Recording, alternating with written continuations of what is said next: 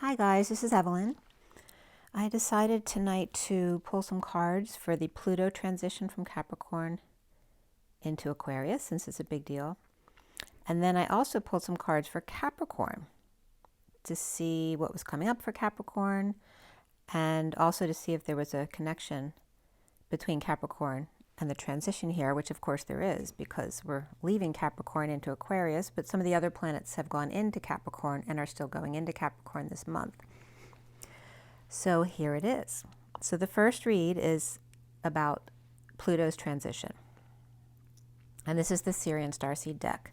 The underlying energy was the Queen of Cups on top, and below that was the King of Wands Shaman and the home of the Four of Wands, along with one Starseed in emotional waters, looking up to Sirius, and one in the Mary Magdalene cave hermiting with crystals above the group. And on a rock and in a cave was coming up, as is the rock, the piece that came out to make the cave in the first place, as they're both obviously a part of each other, the key and the lock. Boldly moving, traveling, visiting, or ascending fast to the Queen of Swords and the Queen of Cups. At last, one is grounded with a handle on the truth, a grounded mosaic, having gathered all the pieces, and one in the lap of luxury or falls, Pisces style, Lady Liberty and Mary Magdalene all rolled into one. As the first card out was the Eight of Swords, or orbs in this deck, and the Tower for the January 20th Pluto transition. Like the energy of Rapunzel, hiding by the creek, trapped by storms, electricity, fires, and elementals, my dear Watson. As sudden changes coming and feeling your way through, as the water gets mostly dried up by the fire, with a watery line drawn. An anxious Scorpio, a bold Pisces, a ground breaking of the diamond in the rough, a sudden find or revelation in the crystal rock or cave. Showing of self, crowning, coming out, a sudden release with the twin flame world, the eyes of Laura Mars, guiding their choice of path, one crystal, two flames, and three ascending around the world. The Queen of Cups holds the chalice with water. The earth holds the diamond with light. The Queen of Swords with orb around her head and shadows in her eyes, restraining her sword. As the Eight of Swords of anxiety comes in, knowing it's just an illusion of sudden change, as the Tower brings lightning and fire, electricity to water, a blast of light to announce Aquarius's arrival. Very showy and far-reaching, wanting all to see their vision, yet be detached at the same time. There is also the energy here of the Eight of Swords with the Tower as the hostage of sudden thoughts and words. Remember, Aquarius is all about the intellect, and how do they invest their genius? Through knowledge or through intuition, as Aquarius has the vision, but remember, Pisces is the master manifester due to their intuition of this world and that world, and neither as well. At 344, which is the Empress and the planet, and the 44, which is my Hercules card of the the Four of Cups, of grounding and integrating and mastering how to receive love. A three-world split coming up here, the old, the new, and the was old and made new. Not taking sides, like the Christians who were Jews before, and the humans were ETs before.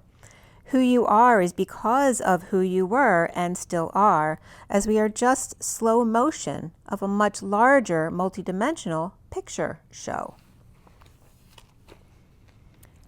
With Virgo, Cancer, Scorpio, and Pisces here at 350, so again the Empress and Mother Earth, and the 50 of the Ten of Cups of emotional fulfillment of her family, with three waters and one earth, as more than one world spins on one axis. Soaring seagulls was coming up, but the C as the letter seagulls, which is also the number 3, which is the 3 of the eagle soaring. So the seagulls, it's the three gulls, and reflecting the eagles, since 3 and E reflect each other. around the vertical pillar, which is the 1, where it becomes the toroidal field, the 1 in the middle with the 3 and the E back to back, where a star is born, the diamond in the rough as 2 all fired up, and then the 1 with the 3 and the E around it as the genie, or gene, G-E-N-E, holds the world in their right hand, making magic throughout the land. Aladdin was coming up, so Lori Ladd was coming up here with a lad in, and coming out from within the rock, remote view of twin flames, or a third perspective of holding the world in a sense connection. So perhaps three different missions per se. So 3 differing perspectives, and the ones who are actually in the fray and seeing without seeing, and those at the scene of the tower and sudden events. So those seeing these sudden events, and then those actually experiencing those sudden events. So then we go into the Capricorn message, which was at 4:32, the Emperor and the 6 of Wands, which is the journeyman, coming in with the good news. And the 4 is also the Lambda, or Lambda Father Leap. So again, this is the SIRIAN Starseed deck. And the cards that came out were very telling here, with Karma, the 3 of Cups, and then the Hanging Man. So for me, Karma, as I'm losing my voice here with Karma, Karma for me is Aquarius. That card is the Judgment card. And the Hanging Man is usually Pisces, but for me it's Pisces and Capricorn. So here we have literally Karma of Aquarius coming together with the 3 of Cups with Capricorn, but also Pisces, since Capricorn and Pisces are the signs around Aquarius, as Aquarius comes together with them both. Perhaps Pisces and Capricorn with a right knee block. The underlying energy of the 2 of Cups here, after yesterday, which was 26 of the Page of Wands, the Page of Wands here in the underlying energy as the Starseed with a big download to their crown. Oh, that's interesting. To their crown. But crown is literally the crone. So the maiden mother crone may be coming up here too as the 3. But the Page of Wands Starseed yesterday with a big download to the crown, to look up to star Sirius, throwing curveballs to Jungle Land, throwing them out to sea to find their way to calm waters or calmer waters, a storm, a flood, some kind of enigma, or dolphin watch here, as the divine masculines in the bat crystal cave gathering light to be the King of Swords, ready to use their sword on break, or perhaps sleeping with the Queen of Wands with her hands into everything, or won't leave them alone, or a belly dancer for his pleasure, or perhaps a surprise, a blindfold for justice, or Libra, King of Cups with 2 cups reflecting eyes like pools of aqua water, or 2 kings and the Queen of Wands between them. Perhaps she's sleeping with one and divorcing the other, or coming to an agreement, seeing eye to eye, or partnering Aquarius, or with Capricorn and Pisces as the King of Swords and King of Cups. Literally is an air sign and a water sign, as 8 sets of 2s came out here, the 2x2s, followed by the Hermit reflecting at the bottom of it all. The 3 of Wands and the Lovers present to the 3rd flame with Rainbow Lover. The Frog to Prince with their higher self. The 10 of Pentacles, heaven on earth perhaps, and their destiny. And Sunshine with the King of Wands Shaman, the solar deity. The Shadow and the 6 of Cups, children perhaps, or soulmates, as the 9 of Swords is hiding underground with the moon.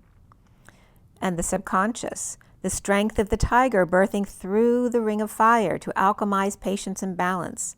And the 7 of Wands rising above with the Emperor, giving out below, literally leading groups and giveaways, and Hermit on their own holding light at the back door.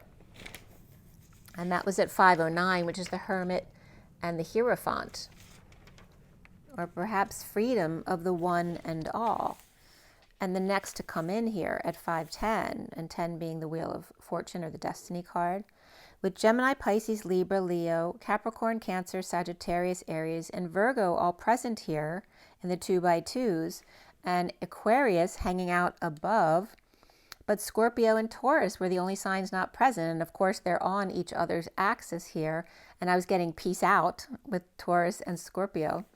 As Jupiter and Uranus are in Taurus right now, as Taurus and Scorpio square off with Aquarius, Pluto, and the number 8 Leo year, and the full moon coming up in Leo on January 25th.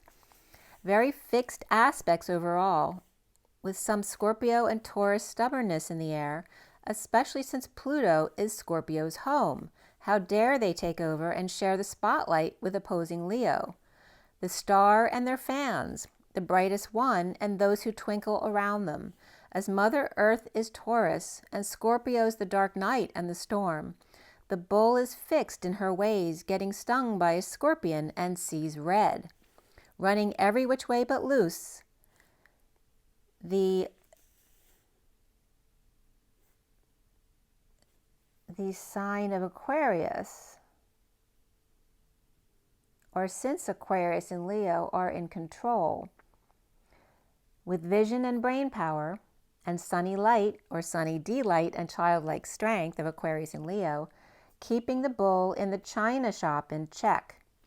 As Aquarius can see Leo's amplitude to be the star, and can work through the numbers and socialize as Leo enjoys the attention, as the Olympics doesn't just spotlight one, but many athletes and the ultimate Olympians, with lots of fire surrounding Virgo in the 9th month, and the Shaman, King of Wands, the Emperor, and the Hermit here, 3 wise men perhaps, with lovers, higher selves, destinies, loving children, soulmates, romance and rebirth, the sun and the moon here, and the lovers in June to July. The heat is on in July to August, as Sagittarius and Leo, the tiger lioness, Tyon, 8-8 to 12-12, Lion's Gate to Saggy Gate, or Archer Gate, rise above with flame in hand, above all the attention, as Santa gifts by giving up his artificial hand to the shadow. But no worries, it's just the hermit at the basement door, keeping the light on in the dark. Nothing gets by them, not even a mouse. Perhaps clearing out all the electronics for a more natural environment, as Aries is at the top in the North Node, and Virgo as asteroid Juno is retro in Virgo through April, reflecting relationships, or not, until Taurus season, perhaps pushing the hermit to come out for Valentine's and the 222 lovers leap to 229, and springtime in March to April showers, a preemie perhaps.